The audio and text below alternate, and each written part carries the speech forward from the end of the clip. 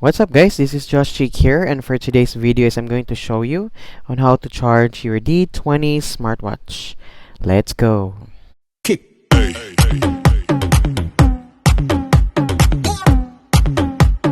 Alright guys, welcome back to our channel. This is Josh here again, and for today's videos I'm going to make a quick tutorial on how to charge your D20 smartwatch. Alright guys, so as you can see here, like the other smartwatch that we had, so as you can see, there is a circular button here, and all you have to do is just remove the strap opposite to this circular part. Okay, so let's remove it. Alright, so as you can see guys, there are two pins here, so it means this is the area where we are going to charge our smartwatch.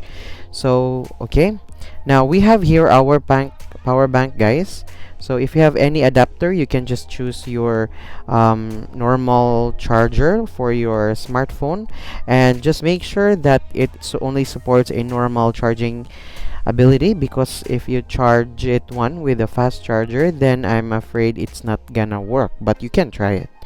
Alright guys, so now we have here the USB port here, and you need to make sure that it is properly placed for it to charge. So as you can see here, our USB port, the pins are on the upper part, so all we have to do is just place our pins also in the lower part and make sure that they are perfectly fit. So just do like this, and okay, you can know that it's charging because it has this green icon, and also it will also vibrate guys. Alright, again, so let's do it again. Alright, so it is charging guys.